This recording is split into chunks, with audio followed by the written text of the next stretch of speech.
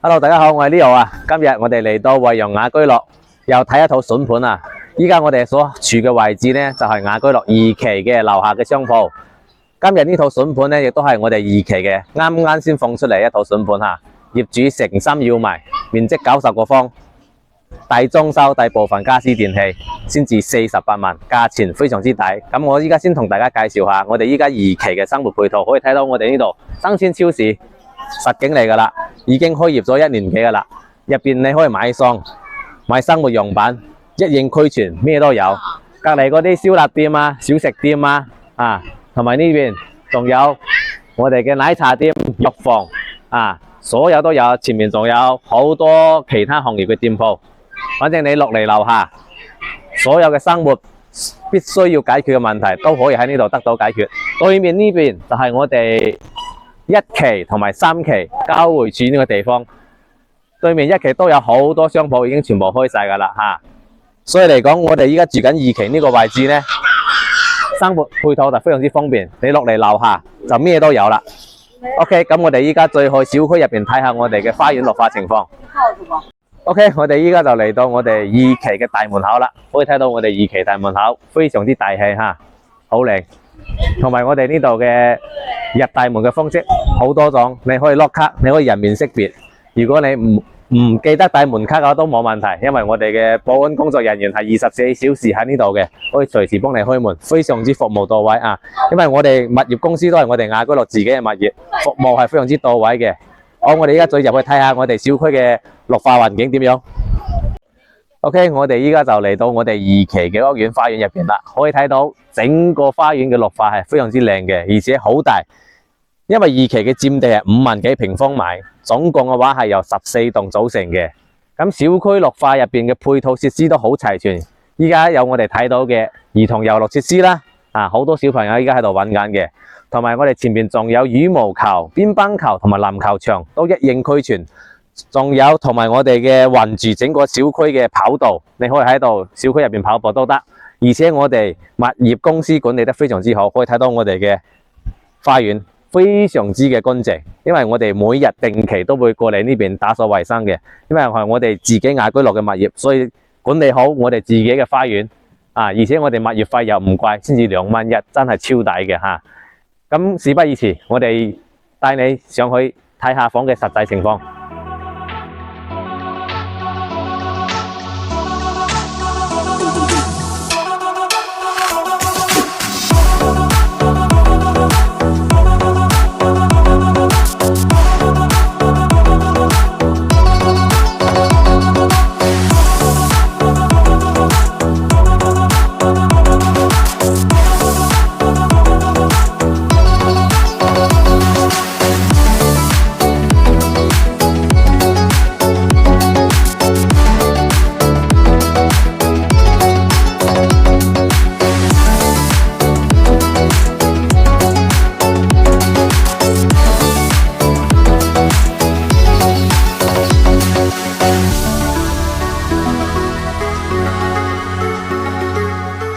OK， 我哋依家就嚟到呢套單位入邊啦。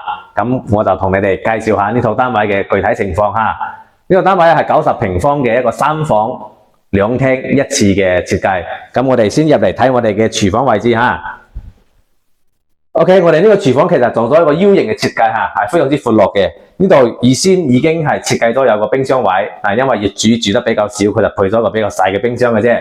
咁跟住呢度業主佢自己都配好咗一個熱水器噶啦，你就唔需要再添置。同埋睇到，因為業主住得好少，保養得非常之新淨吓，煤氣爐、油煙機全部都一應俱全。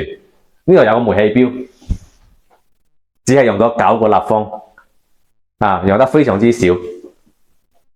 因為呢度全部都係通管道嘅天然氣嘅吓，好平嘅啫，3蚊8毫半1立方米咁我哋再出嚟呢個位置就係我哋預留嘅鞋櫃嘅位置。咁因為業主住得比較少啦，佢就配咗個比較簡單嘅鞋櫃。咁其實呢個位呢，到時你可以自己定製一個鞋櫃連住過嚟，咁你嘅儲物空間就非常之闊落啦。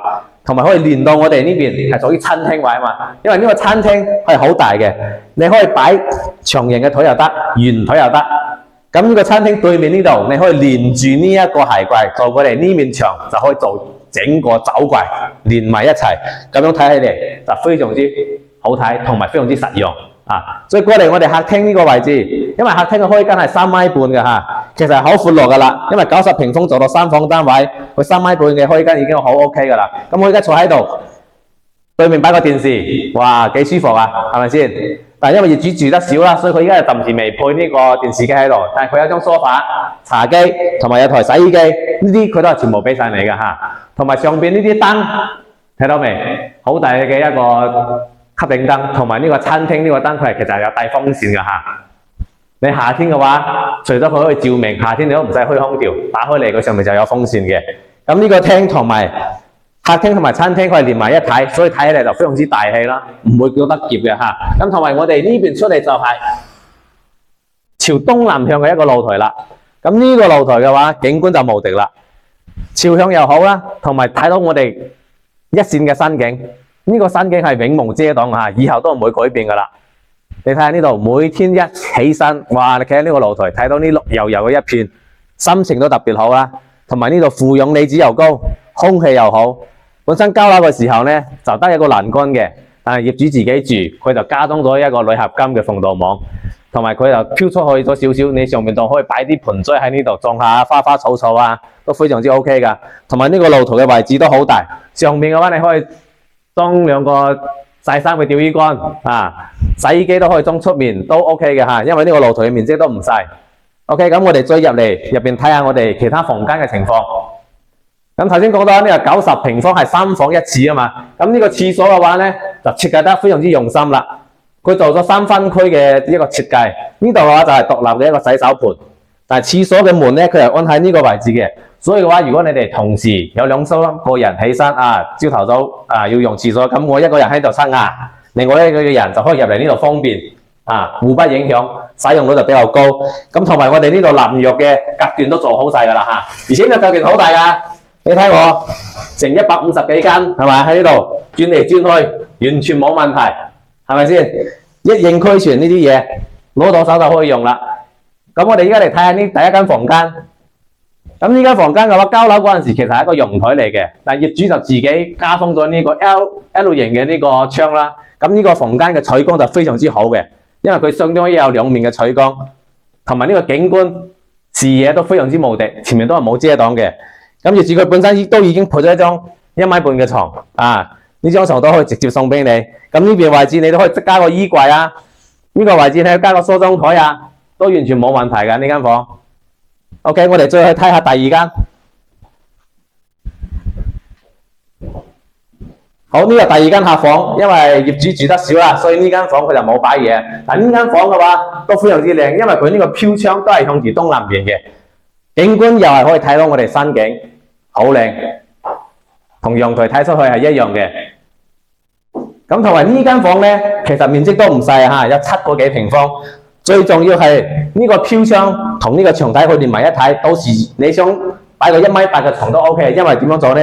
你可以做一個1.2米嘅榻榻米喺呢度，跟住你擺個1.8米嘅床墊，連埋呢個飄窗利用起身，咁你就有一個1.8米嘅大床。咁呢個位置預留咗插蘇喺度啦，呢度可以擺個書台，擺個1米嘅書台都冇問題。跟住呢個位置就可以做到頂嘅一個衣櫃啦。咁呢間房嘅話就衣櫃、書台、大床全部都有啦，一應俱全，係咪啊？好，我哋再嚟睇我哋呢間主人房。呢間主人房就好闊落啦，啊！依家已經擺咗張1.5米嘅床，同埋有2個床頭櫃。咁因為業主有自己住啦，佢仲加裝咗空調添。啊！呢間房唔記得同大家講，頭先嗰間房都有一個空調嘅嚇，業主就送2台空調俾你哋。其實呢個房間嘅話呢，又係東南朝向，景觀又係無敵嘅，所以話呢間房每間套間每間房嘅景觀都好好，都可以睇新景啊，而且係冇遮擋嘅。咁呢個位置仲有咁闊，你可以做一排嘅電視櫃、儲物櫃都 OK 㗎嚇。呢個位置因為床尾到呢度仲有成差唔多有1.3米、1.4米嘅距離啊。咁呢邊嘅話擺2個床頭櫃，三邊落床都冇問題呢間房。跟住呢個位置我哋係要咗部分天花啦，因為呢度可以做佢到頂嘅衣櫃，成個衣櫃可以做2米幾嘅大衣櫃啊，2米幾大衣櫃全部都做得落。咁呢間主人房嘅面積差唔多去到12個平方嘅，所以實用率嘅話就非常之高。同埋咧業主佢依家住嘅配咗呢啲燈啊、空調啊俾你哋，同埋部分家私電器。